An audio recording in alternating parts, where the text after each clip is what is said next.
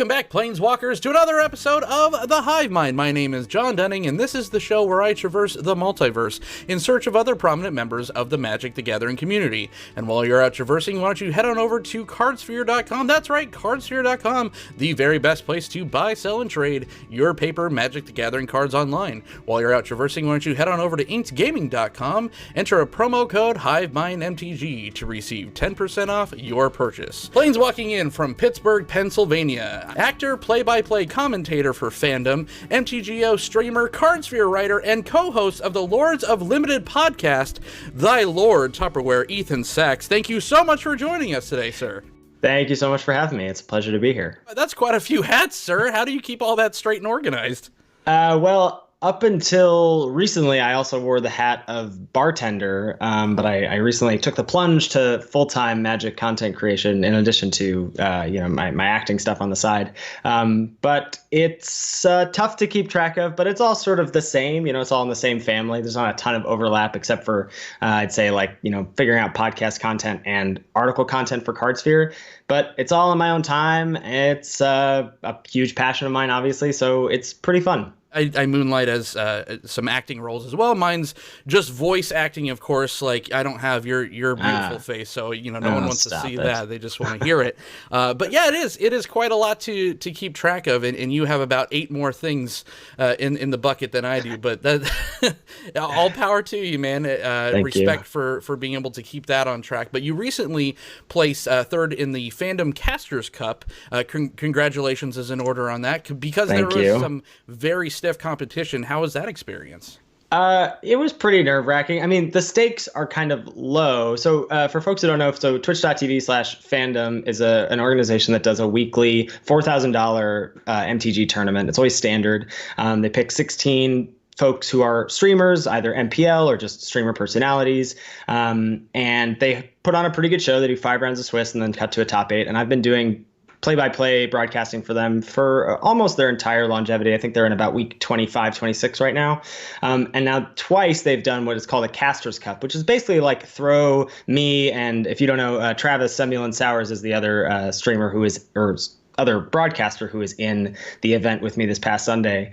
And it's basically just like throw Ethan and Travis to the wolves. I mean, we had Brian Gottlieb, who has now won 3 fandoms in a row, Gabriel Nassif, Alexander Hayne, Mike Sigrist, Shahar Shenhar. It's not really a very, it's a pretty stacked field, is putting it lightly. So anyway, it's low stakes in that I don't think anyone expects me to do well, and I don't expect myself to do well. And it's sort of like a bonus for the community and a bonus for the broadcasters. There's money for all 8 places. So, you're going to get paid no matter what. So that's nice. But I did, I'm a competitive person, so I did want to do well. And I spent a good bit of time on Friday and Saturday morning. And I think I would say that probably advantage that the format is about 4 days old, or it was on Sunday when we did the tournament. So I dove around for some decks, and I found this Jund Adventures deck, really black-green with this Bone Crusher Giant as the red splash. And I was like, this is a deck that is all about value and all about tapping out basically every turn, figuring out how to use your mana most efficiently. So I grabbed that deck. I was lucky enough to win against Gabriel Nassif and Alexander Hayne in the first 2 matches, and then get crushed by Brian Gottlieb and Carlos Ramau in my 3rd and 4th match. But starting out 2-0 is good enough to be 3rd place there. So that was pretty fun. It was a nice opportunity, and very cool to get commentated on by Martin Yuza and Kanye Best MTG, and getting to go back and watch those matches from their perspective. That's something I've never gotten to experience, having people commentate on my own matches. So that was a nice bonus. Yeah. Did you ever think, even a couple of years ago, that you'd ever be matched up against people of that caliber, let alone taking them out? No, not at all. I mean, Magic, one of the things that makes Magic great is that someone like me can play against someone like Gabriel Nassif and not just auto lose, that there's variance, and that there's the deck he picks probably wasn't a very good matchup against the deck I picked, and vice versa for me playing against Carlos Ramau on Sunday. But that's one of the things that makes the game great. So no, I don't, it's not crazy to me that I got to beat Gabriel Nassif, but that doesn't make it any more crazy or sweet or, surprising to me. And before we jump into the many faces of Sachs, you recently returned from Magic Fest Vegas. Was that your first time in the desert, and any cool stories that are appropriate for a family show such as this? That was not my first time in the desert. I've been to Vegas. I think this was my third time now. But I actually didn't, and I used to play poker professionally, hard air quotes here for folks who are listening and not experiencing the video portion of this. But I used to play poker professionally online before Black Friday happened. So I've played poker for stakes in my life, and I like doing that. But it's funny, since I've moved to Pittsburgh, where there is a casino, I haven't gone. And when I went to Vegas, even on my group text with the folks I was going to stay with, I was like, I feel like this weekend will be a failure if I find myself wanting to play Texas Hold'em. Like, I'm going to play Magic. I want to play Magic with you guys. I want to like experience all that is Magic Fest Vegas. Everybody talks about how like Vegas is the best GP every year, and Sure. This is my first time going. Last year I had a lot of FOMO, and I was like, I'm gonna go this year no matter what, and I did, and it was awesome. But like nothing really debaucherous happened, unfortunately. So for the family-friendly portion of this podcast, I guess that's pretty good. By far and away, the coolest part of the weekend was we set up a live recording of our podcast. We like rented out a room at a hotel that was across the street from the convention center. And we did like a live Q&A. We had about like 50 or 60 people in the audience, and it just totally exceeded my expectations. It was a really fun thing, and we're hoping to make that a yearly tradition now. For someone that's lived in Las Vegas for over 2 decades. I don't live there anymore. Where I lived, it was far, far away from the Strip. You know, I did have to work on it every day, but it is a normal town once you kind of get out of the bounds, but it just has its own pulse to it. And once you're out of there, it's like a bad relationship. You know, you don't see it sometimes unless you're far away. Right. Yeah, that makes sense. Yeah, so let's start with what you're probably most known for, you know, exposing the derriere of Reese's peanut butter butts. Or we could talk about why the limited format is the format for you. Well, it's really up to you. It's your podcast. I could go deep on the melting peanut butter cups that I experienced and then took a video of and put on Twitter, or we can talk about limited. But I feel like since it's a Magic podcast, we might as well go with the latter. You were indignant about those peanut butter cups. I was pretty upset. I got such great responses too. I had someone who like used to work for, I don't know if it was like Hershey's or Mars or something. They were like, and here's why it's happening. I was like, awesome. Okay, great. Yeah. Twitter is great. Twitter is just like the best place. I mean, obviously there's trolls. It's the internet or whatever. That's not, but I feel like Magic Twitter gets a bad rap sometimes, but I'm thrilled. I basically like never check any other social media but Twitter. Anyway. Sure. We can talk about why limited is my format of choice. I mean, there's just nothing better to me than drafting a deck. I can't think of anything that's like more fun. It's different every time. It's sort of like gambler's rush of like, what am I going to open pack one, pick one? Am I going to like get some sweet build around? Do I get a money card? Am I going to get to draft my favorite deck or a new deck? Or just like, that's the thing I find so hard about wrapping my head around constructed is like, once I find a deck and I play a few rounds with it, like there's been many times where I've seen a sweet deck on Fandom that I've been like, oh, I've got to go craft that on Arena. And then I play it for like 3 rounds and I'm like, great, I'm done. I get this deck and this is no longer fun for me. That sort of innovation or grinding or like fine tuning a deck doesn't appeal to me. Whereas draft feels like it's fresh every time. It's new every time. It's a constant puzzle to be solving that never really gets solved, you know, just because draft is self-correcting. So even if like some deck or some color pair is the best deck, at a certain point, everyone's going to catch on to that. And once 4 people of the 8 at the table are drafting that, then you can't draft that. Something else then becomes the best deck. So that sort of constant puzzle is fun for me, and then also is easy for me to make content on various platforms for because there's so much, I think, to discuss. What was your very first set that you did draft? So my very first draft was like before I really knew anything about draft. I was visiting my brother in Seattle, and we drafted, I think it was World Wake, because I remember one of his friends passed me a Jace the Mind Sculptor. Oh, wow. And I was like, I'm not in blue, but I do know that this card is worth money, so I will be taking this and then giving it to my brother who paid for my like entry into this home game draft. Anyway, but beyond that, like when I first started really getting into it, I forget what the M set was right before Scars of Mirrodin, maybe M12, M13. That was the first one where I like started drafting on MTGO and diving into like every piece of content I could find. I remember I would find draft videos from, you know, Channel Fireball. Back in the day, I think it was like MTGOacademy.com and there was draftmagic.com. And I would just refresh those pages every day, go find draft videos. And as soon as they opened up a booster, I would pause and I'd be like, okay, what would I take? And then I'd hit play and then move on to the next pick and do the same thing. And then I was like so broke at the time, and I was still just like lighting $12 on fire at a time per draft. And Sure. but yeah, and then that overlap there was like a very little overlap when I got into Magic, and then when Black Friday happened in the online poker community, where I just like couldn't play anymore because I live in the United States. And so then I was just all in on MTGO and just drafting all the time. That's the sexy thing about drafting, is because it's never stagnant. It's probably the most malleable format there is, as far as because every game is different, or every setting at least, or every tournament is different. Whereas, you could make a constructed deck, you kind of get a feel for it, or even a commander deck, and it just becomes this kind of extension of you, and you know the ins and outs. But there is something to be said about making something on the fly, creating something on the fly. Like, I remember the Gate Crash pre-release, and everyone wanted to stay away from Dimir because, rightfully so, Cypher was kind of bad.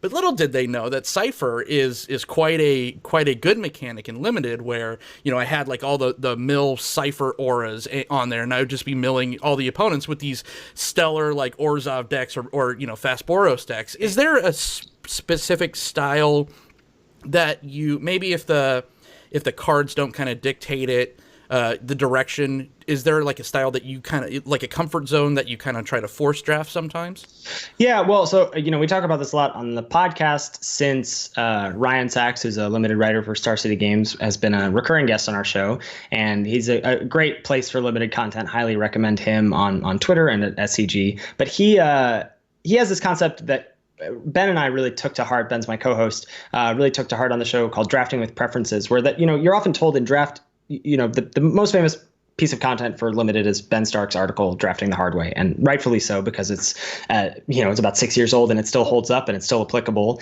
and is probably the best introduction to how to level up in draft.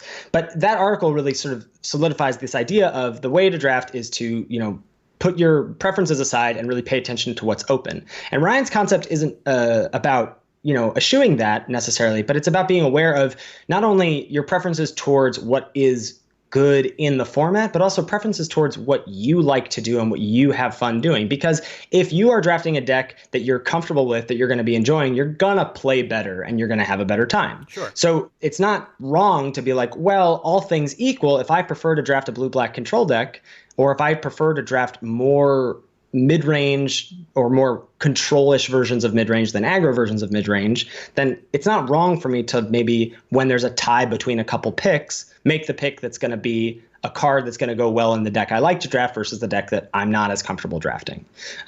So for me, that is like definitely more on the control side, definitely more of like a dirtily wheel spinning kind of player. Like I really like drawing a lot of cards, board stalls, like alternate win conditions, either milling or just, attrition, the Clear the Mind Dovin's Acuity deck from Ravnica Allegiance. If folks know about that, that was just sort of like a deck where you would win as long as you didn't lose, because you would never deck and your opponent eventually would. So that sort of stuff is my wheelhouse. But I try to experience all the decks that a format has to offer. And for someone that's entrenched in the Limited format, every format has, when all else fails, blue-white flyers, or, Rakdos is kind of gonna be the aggro color. Do you feel like there's a lot of differences between formats? I think there is.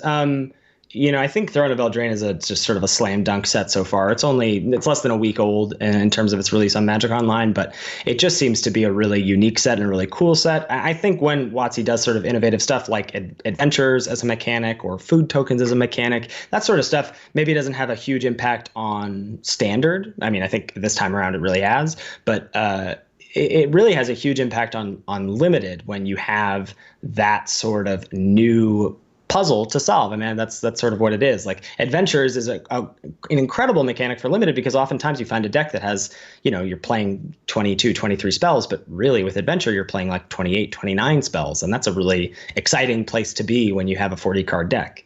But I do think that they really are good at it. I think it's a really fine line. I think that, especially in the past few years, they've really knocked it out of the park almost every time. But it's a fine line between designing a set that, has old standbys, or that people can I haven't drafted that much, or I don't get to draft that much, I'm going to draft this set like 3 times, can sort of sit down and go like, okay, there's going to be a red-black aggro deck probably, and I can draft towards that if I feel like that's what my seed is doing. Or similarly, a blue-white skies deck, or white-green tokens, or go wide, or something like that. But then also for the entrenched players, there's people who can go, I've opened an innkeeper, and now I'm going to draft around this and get as many adventures as I can. You know, I think that sort of creates something for people of different experiences. I kind of defer to you as being more of an expert on the format, where I kind of feel the same way, where it felt, you know, like Theros felt like a lot different draft environment than like a Battle for Zendikar. You know, Theros was big battle cruiser Magic, where Battle for Zendikar was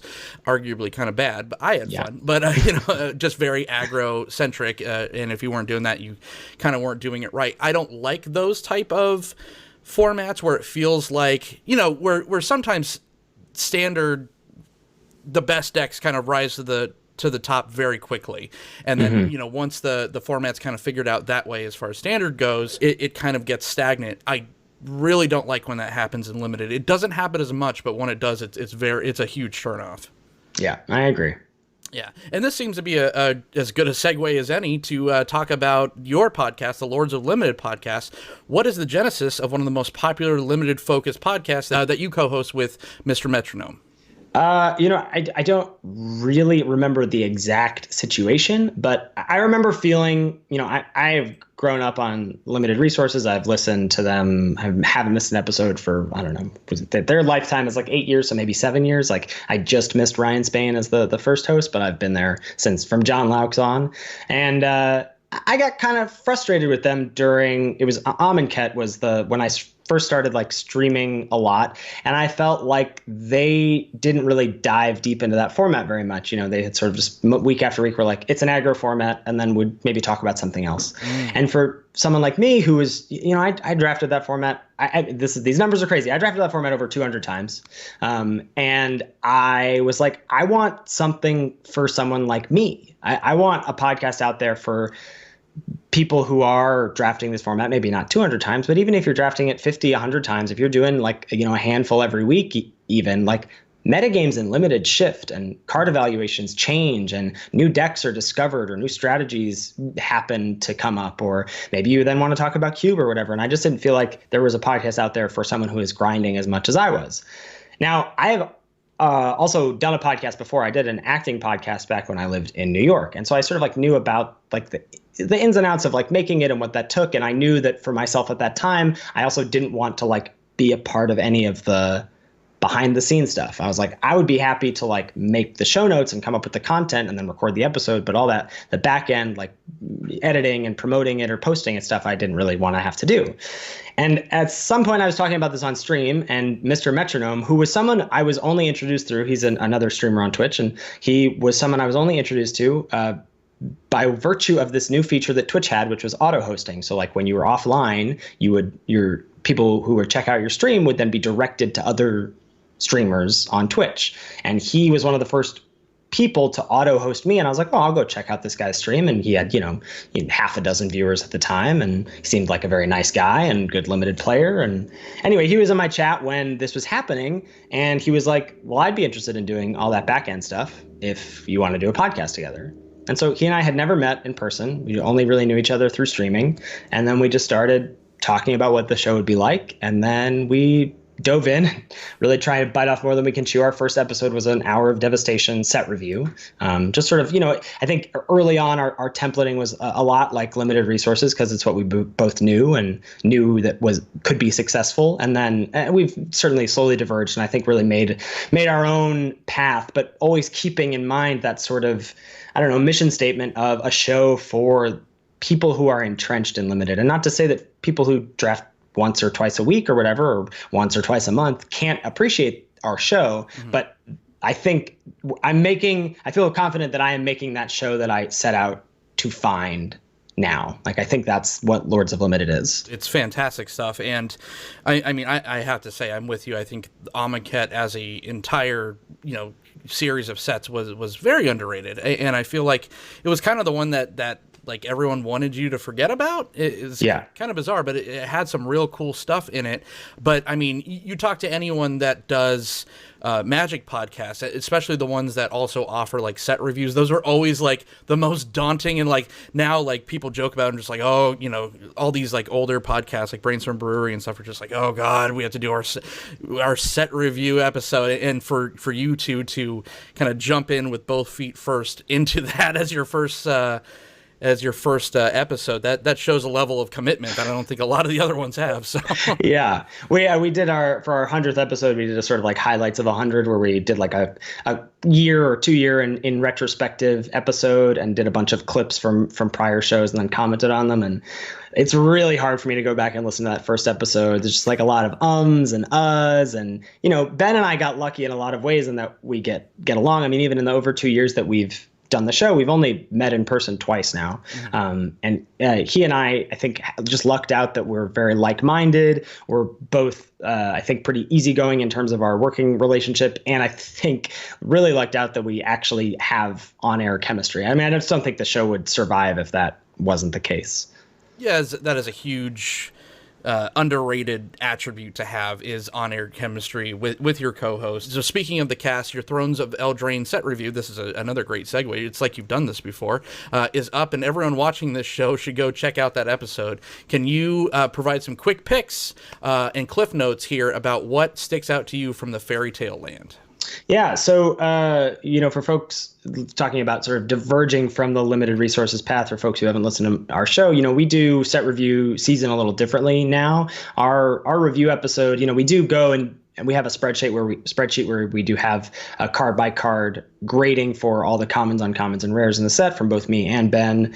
But on our show, we don't do that. We really focus on like stats and big picture stuff, trying to give folks a sense of like, well, if adventures is a thing, how many adventures are there at common or uncommon, and then how many payoffs are there, so that when you're drafting, you can go, oh, there are going to be a lot of adventures, or there are going to be a lot of knights as a creature type, but there's not actually a lot of things that care about knights, so maybe that's not something I want to go all in on. So that's the sort of stuff that we try and focus on in that episode.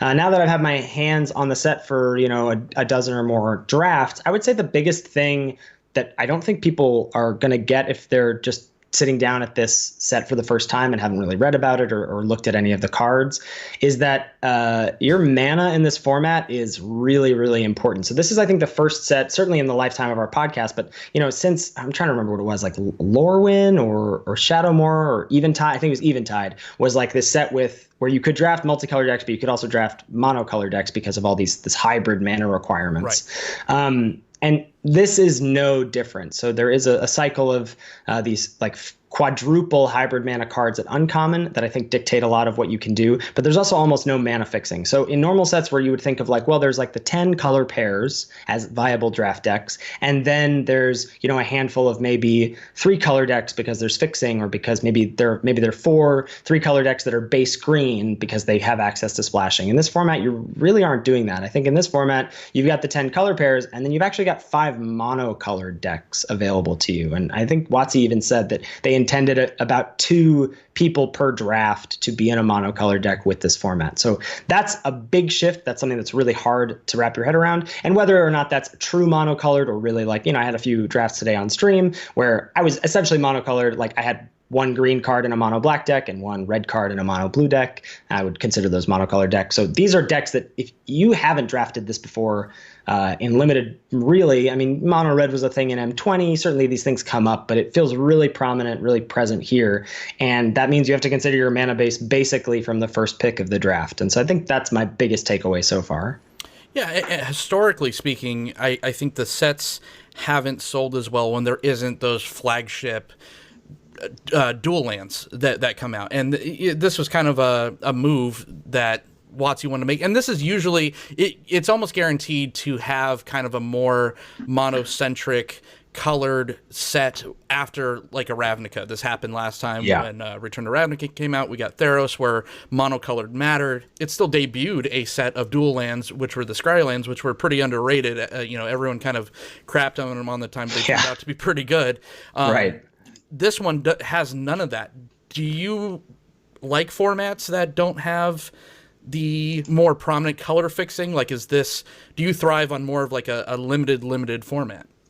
I really like when there's fixing because I think that makes drafting. I feel like I'm advantaged in that, like in Dominaria, Skittering Surveyor. I feel like most people would argue that was the best common in the set, not because it was the most powerful common, but because that set was so pushed. And as we are seeing that happen more and more with like really powerful, efficient removal and even really good creatures at common, like Cloud Conceer and M20, that the more powerful stuff there is at common, the more rewarded you get for finding the open lane for you. Because once you find that open lane, you're going to get powerful cards, right? You're going to get a good deck. The trick is waiting or like, trying to navigate the draft in such a way where you optimize or keep yourself open enough to find that color pair or monocolor or 3-color or whatever. And so cards like Evolving Wilds or Skittering Surveyor or whatever, any colorless fixing or green fixing if you're in base green, is really going to benefit you because then you have more options down the road. So this is, I think,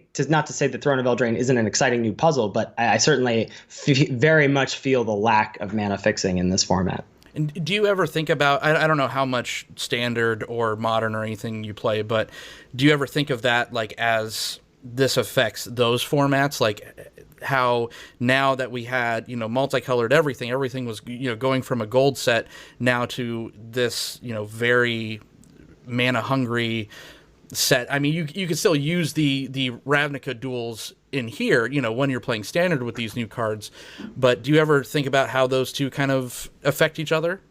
I don't, I don't have a mind for constructed deck building basically at all. Like, this is just not a skill that I have, and I really am so blown away by people who do.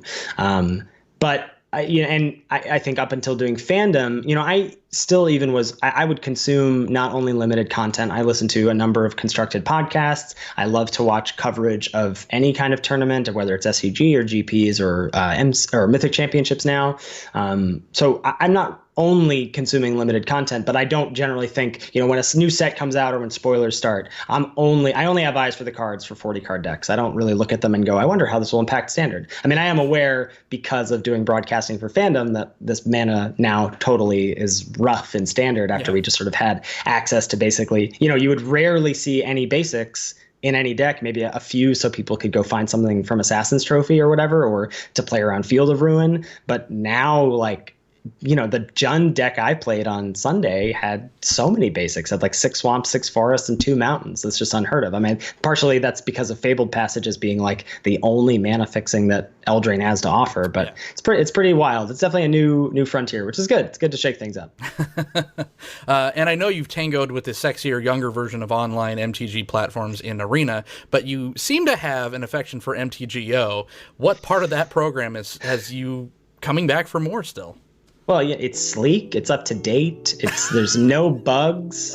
Obviously MTGO has a lot of problems and it looks like crap and hasn't been updated in a long time. And maybe they're trying to phase it out, but though it feels like if that were happening, they maybe would have done it already, though we're just out of open beta now for Arena. So anything's possible. I'm not one of the sort of like tinfoil hat people who thinks that MTGO is going to die, like sell your collection, sell your tickets. I'm not quite there yet. The reason that I don't play on Arena, so there's 2 reasons. They're mostly selfish. One is that I don't like drafting with bots. And if I'm going to play limited, that's what I'm going to do on stream. That's what I'm going to do for my content. I don't feel like I get the best information. I don't get the best experience for myself when I'm drafting against bots. I think there is a pretty big difference. They just feel like different environments, really. It's a completely different experience.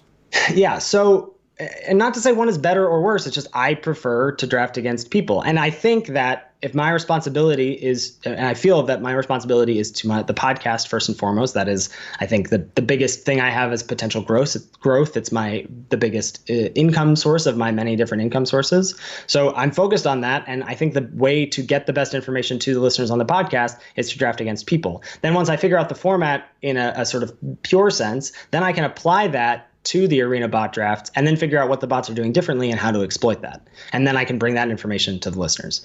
But it really does come from a purely selfish perspective of like, I just prefer it. Like if I didn't have if I didn't feel like we needed to talk about Arena on the podcast to be relevant so that we didn't just like only appeal to old farts like ourselves, Right. then I just probably wouldn't until they added human drafts there, just because I don't find the experience as satisfying.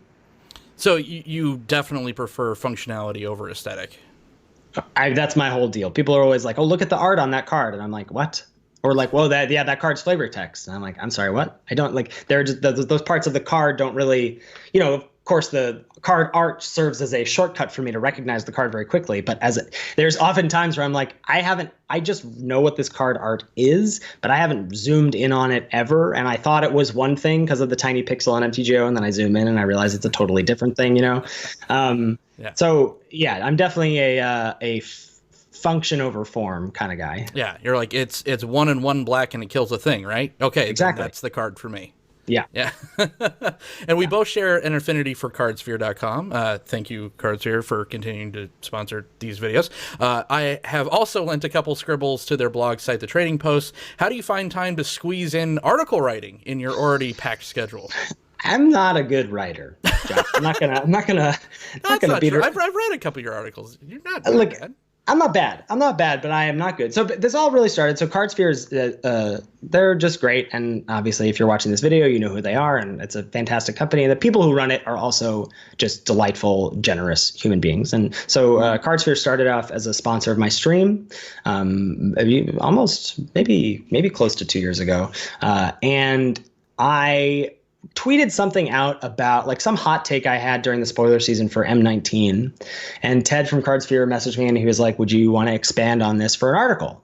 And I was like, cool. Like, I've never gotten to write a Magic article before, so I'm going to do that. So I did. My friend Ben was very kind enough to proofread and edit for me and help me draft it again. And then I submitted it, and that was great. And then I feel like I need a Ben in my life. You need a Ben. Look, oh boy, Ben is just a real treat. You do need a Ben in your life. He's great. Right. Even though we've only met twice, I would definitely consider him one of my best friends. And so he, so I submitted that article, and then, a little bit later, I got a relationship with them where I could be doing these twice a month, bi-weekly, I don't know, however you say it, articles for them. And it's been great, except it doesn't come naturally to me. I do find, and they're great about being sort of lenient with my my due dates if sometimes I have a little writer's block and need a few more days. But it's something I like to do. I'm happy to exercise that muscle and get better at it because it's definitely out of my comfort zone. But it's also hard because I really try and, if I'm writing limited articles and doing a limited podcast, I really want to make sure there isn't overlap there. It feels cheating. There have been a few times where I've sort of been like, well, I think that even though we discussed this concept on the podcast, I think there's something that's going to be illuminated by it being in a written form. So I am going to write my article expanding on that. But generally, I like to really make sure that there's not overlap there so that it doesn't feel like I'm just regurgitating the things that I'm already working on for that show for the article. Sure. Yeah, it definitely scratches that itch for me because, half my channel is Magic, half of it is movie talk, and it's the perfect place to kind of be able to merge those two together and talk about, movies, relationships with Magic. And now, the Russo brothers are just making that so much more easy for me, making a Magic Netflix show. So, yeah, but also Magic the Gathering play-by-play commentating takes a real gift to be able to balance information and be entertaining as well. You're a rare breed in being included in the small stable that can pull this off. Was this something that came naturally or something you had to really work on to get right? Probably being an actor helps, right? It helps. I think coverage has been a dream of mine for a long time, and I really felt strongly that it was like the perfect convergence of all of my interests of being an entertainer or actor or whatever, comfortable in front of a camera, of being really knowledgeable about the game. And I think also the third thing, which is one of the reasons I thought I would be a good streamer, or that I think is one of my things about being a good streamer, and this also translates to the podcast, is that I have one. If you go to school for acting and you're either waiting tables or whatever, and I've done a handful of things, and one of the hats that I have worn in the past is as a SAT, ACT one-on-one prep tutor. So doing like high school standardized testing prep teaching, which I really enjoy. Actually, it's again like it's a puzzle, and then figuring out how to get an idea across to one student isn't going to translate to another person. And so you have to figure out like how they are going to interpret that information. And I think that coverage, brings in that third element of like being good at articulating a thought process. Or streaming, I think it's important to be good at articulating a thought process. And whether that's being the color commentator where you really need to know like, well, this is the reason they made this play, or whether it's play-by-play to just understand like, what do I need to say that's going to help the viewer? Maybe they're watching on a phone and they can't see everything or whatever, or maybe they're listening while they're doing dishes or cooking or anything, what do I need to say or announce about the game state that's going to keep them engaged? And I think that all sort of falls under that umbrella. So I'd wanted to do that for a really, really long time. I haven't told this story to many people. So actually, 2 years ago, I was at my first GP and I like scrubbed out. And I don't know if people know this about like the origin story of Marshall getting on Magic coverage is like he was at some GP and Brian David Marshall was just like, hey, do you want to come in the booth in the next round? And like, that's how it all started. And I was like, well, maybe that could all start that way for me. So I like started like tweeting at Marshall and Kenji who were in the booth about like, hey, like, can I like do a round or whatever? And obviously that got no traction. And then I like said hi to Marshall at the GP and he was like, well, you got to talk to Rich Hagan. And I went and talked to Rich Hagan and Rich was like, well, why don't you like send me an audition tape? And I was like, okay, great. So I did that. Sent him an audition tape. He was very kind and sent me like a really, really detailed reply. And the thing is that it's such a highly sought after position. And especially now that Magic is like all in on esports and able to grab people who are much more internet famous than I am to do coverage, who maybe aren't as entrenched in the game as I am, but are going to bring a lot more like clout or a lot more experience in terms of their maybe even experience in doing other sorts of coverage for games. Just bring their audience with them. Exactly. So, that dream seems a little dead to me for that grand stage at this point. But anyway, I think even from that initial video, there was something I think it was my first time really trying to do it, this audition tape that I did. And, Rich's feedback to me was like, you're doing a good job, but I don't know who you are as a play-by-play commentator. Like, it doesn't seem markedly different than what Marshall is doing or what, I don't think, I'm trying to think who else was on the team, or Tim Willoughby, for example. It doesn't seem markedly different than some other folks. So I would try and find what's unique about you doing coverage. And, I didn't get an opportunity to then like submit a tape again or anything like that. And I've like thrown my, random Twitter messages to people. And this Twitter message that I threw to Fandom just like was right place, right time. They were in their third week of doing these tournaments. I had watched like the first two and they had Sigrist and Alexander Hayne doing coverage. And the third week was a Mythic Championship. And so they were all in London, I think. And so I just happened to tweet at Fandom and I was like, hey, I love what you're doing. If you're looking for additional commentators, I would love to have the opportunity to like interview or whatever. And it just so happened that week they were like, yeah, our like usual casters aren't available, so we'll give you a shot.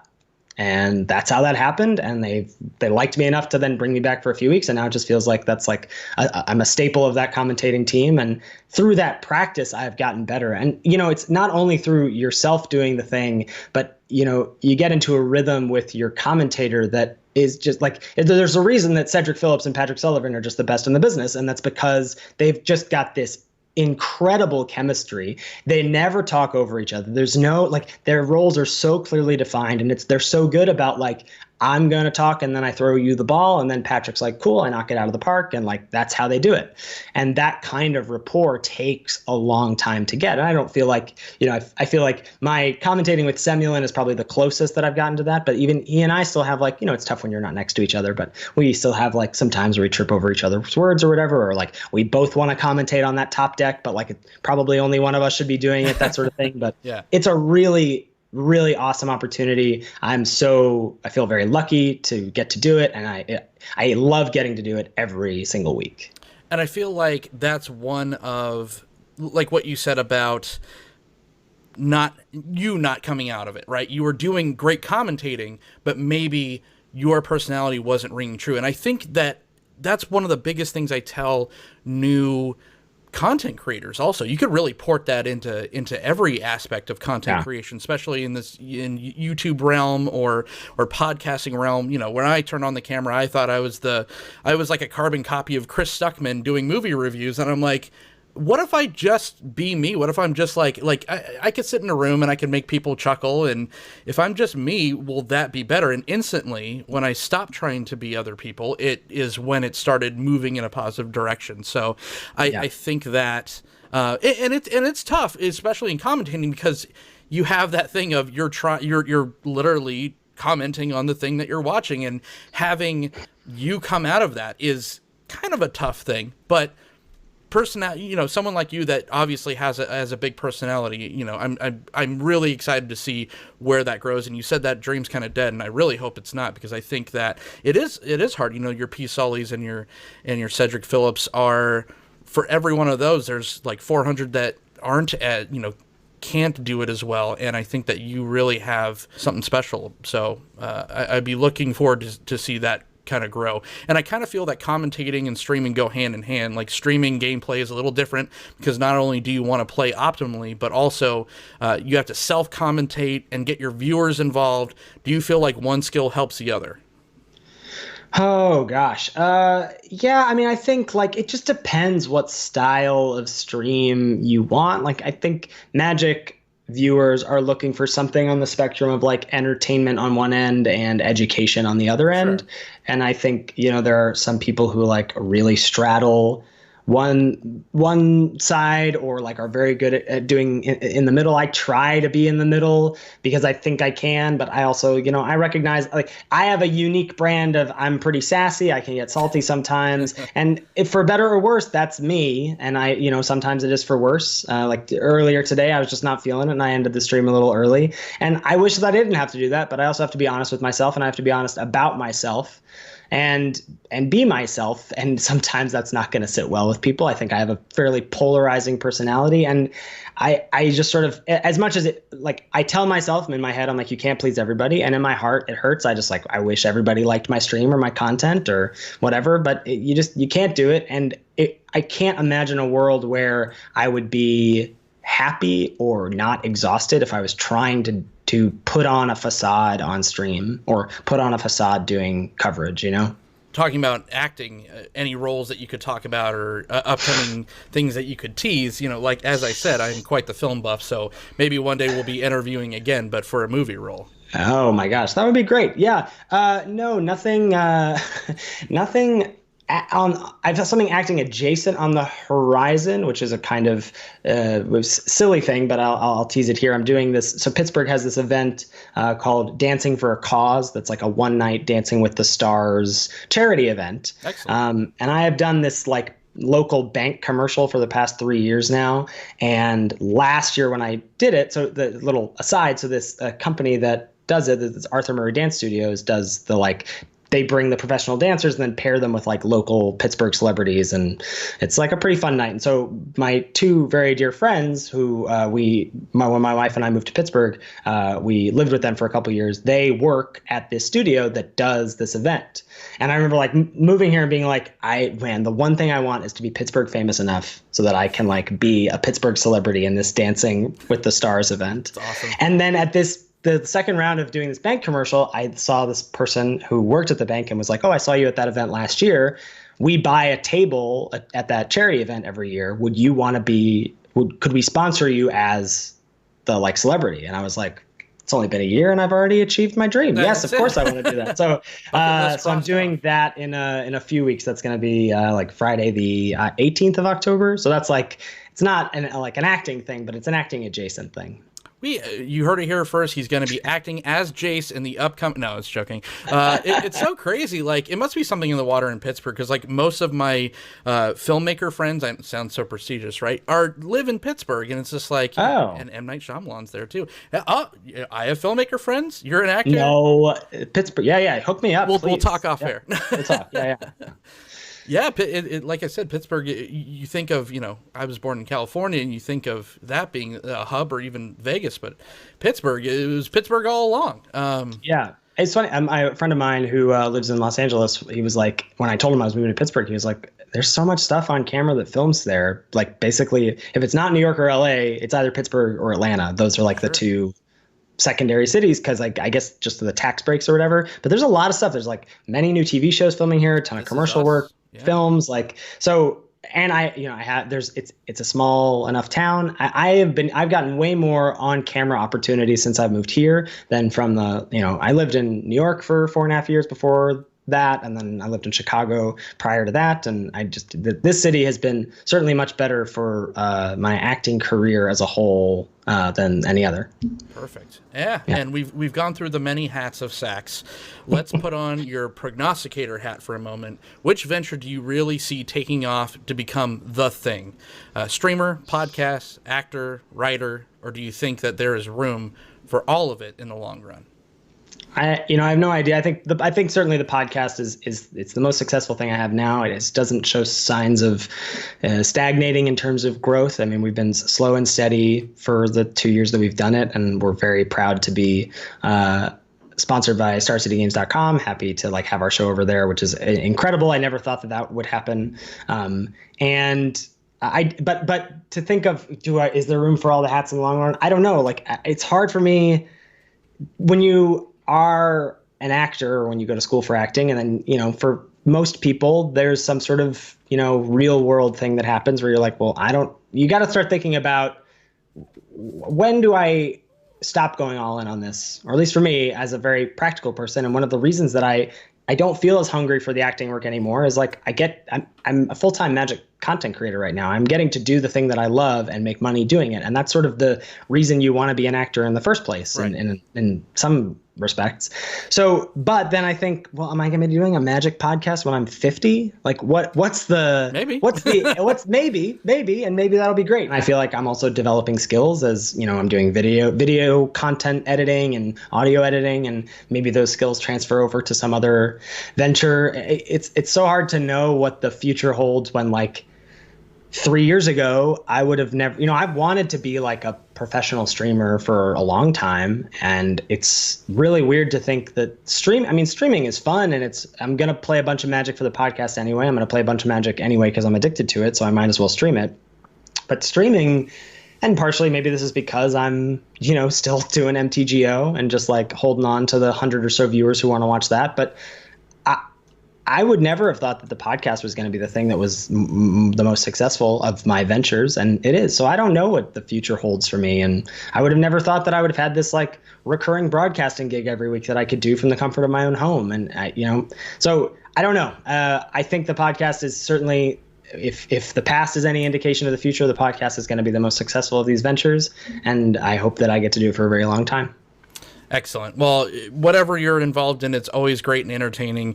We are now at the segment, ye Lord Tupperware, of the game, Face the D20. So I've asked Ethan to obtain a D20, or spin down, if you will. Each number on that dice correlates to a non-Magic the Gathering related question, so we find out a little bit more about the man behind the limited cards. So, sir, when you are ready, we are on the honor system here. Go ahead and roll. I will just believe you with whatever number you come up with. 5. Number 5, a hidden talent not a lot of people know about you. Well, I think this is going to be so hidden. I play the guitar. I wish I played more, and I should play more. But I have played the guitar for about 14 years. Excellent. I've been part of a few wedding ceremonies playing the guitar, so I've performed it live before. So I'd say that's probably the most impressive among my talents. What's your favorite style of or band or genre? Ooh, it's so funny. The music I listen to on stream basically changes between listening to dad rock, like Huey Lewis and the News, or Taylor Swift. That's sort of my two disparate interests. But I growing up, I was a huge fan of Guster and Bare Naked Ladies, and I think most recently Mumford & Sons. So just sort of acoustic indie. That's more my jam. Perfect. All right, go ahead and take another roll. 1. Number 1. What is your guilty pleasure? You just said Taylor Swift, but what's your other guilty pleasure? I don't feel guilty about that. I'll tell you my guilty pleasure is that I have recently gotten into watching the Bachelor franchise. Oh, boy. Yeah, so I want to throw this out, that it started as, when we move, it's hard to make new friends as adults, and when you move to a new city and you don't know people, it's just just hard. So when we moved to Pittsburgh, this is where my wife is from, and so we've had some of her friends from high school or college still live here, and we were invited to their a friend of a friend hosts a like weekly Bachelor viewing party, and they also do a fantasy league where there's an app where you pick like 5 people every week, and then there's some points, like if they cry you get negative points, if they kiss the Bachelor you get points, and then the winner of the league got taken out to dinner at the end of the season. And so it was really just like an excuse to like hang out with people and eat food and drink on a Monday. But I'm now just like in it. Like I listen to 2 Bachelor podcasts every week. Oh wow. It's now more than just I just do it to like hang out with friends. Like no, I'm into it. Hey, this is a no judgment type of show, so you can't put that question on there and then judge. So yeah, exactly. Let's do another one. All right. 13, lucky 13. Number 13 is and we kind of discussed this, I feel, but number 1 thing on your bucket list. Ooh. You got to cross off one thing. You got to do the dancing with the Pittsburgh Stars. Yeah, that's true. Right. Yeah, that's my bucket list. I mean, I think it's got to be doing commentary at a Mythic Championship. Sure. Yeah. Yeah, it's awesome. You got time for one more? Let's do it. Let's do one more. 3. Number 3, if you could have been cast as an extra, and this is a very apt question for you, a very appropriate question for you. If you could be cast as an extra in any film, which one would it be? Any film in history. Wow. I don't know if you're a big movie buff. Like, not all actors are. I don't know if I'm a buff. So it feels like cheating to say Star Wars, because like you just would want to be able to say like, oh, I'm in Star Wars. Dude, Daniel Craig was an extra essentially in a Star Wars as a stormtrooper, so I mean, it's acceptable. I think that's acceptable. That seems like the best answer. I'll probably just leave it at that. Sure. Any particular episode? Oh, well, that's a good question. Yeah, I guess Empire Strikes Back is the best one in my opinion. Yeah. I maybe unpopular opinion. I really liked Rogue One. Okay. I think that's my favorite of the 3 or 4, I guess, if you count the Solo movie, of the 4 like reboots or like of the new franchise. Sure. Yeah, probably Empire Strikes Back. That's the safe internet answer. I like half of Rogue One. I thought it was it started strong, got a little boring, and then got quite good towards the end. It had probably one of the best third acts of any Star Wars films ever, I think. But yeah, it definitely had some peaks and valleys for sure. But that's Face the D20. You survived. I mean, being royalty, I wasn't too worried for your safety, but how do you feel? I feel good. I'm a little hot under these lights, but other than that, I feel pretty good. Perfect. Any upcoming projects you could spoil or tease for the group before I let you go? Upcoming projects. Well, I would say that, we just put a stretch goal on our Patreon for the podcast. If you're interested in that, patreon.com/Lords of Limited, where we're looking to release a bonus episode every month that I'm kind of excited about the prospect of getting to. Doing interviews, as more power to you for doing an interview podcast. Interviews for us are always, they're always great at the end, but there's always some sort of, problem that we run into. But looking to do more interviews and maybe like a smaller capacity, doing some, deeper deck dives, getting to talk about Cube, things like that, like outlets for maybe non-focused episodes of our podcast that we don't really feel like are on brand for us, would be something that I'm excited at the prospect of doing. And I feel like with the growth of our show, we'll get there. So that's the thing that I've got on the horizon right now. Perfect. Everyone out there listening to this or watching this, go and check out the Patreon for Lords of Limited and join up if that's something that's in your wheelhouse. Ethan Sachs, Lord Tupperware, thank you so much for joining us. Where can everyone find you, sir? Twitch.tv/Lord Tupperware is my stream. You can find me on Twitter at Lord Tupperware. As I said, the Patreon for the podcast, you can catch me broadcasting most weeks on Thursdays at twitch.tv/fandom. And I'd say that's it. Perfect. And if you want to talk magic or movies with me, you can do so, rather, on Twitter at OrzovDunn. You could subscribe to this very channel. You could thumbs up. You could support the show or any of the shows that we host here on They Said We Said by joining the Patreon as well. And until next time, I'll see you all in the multiverse.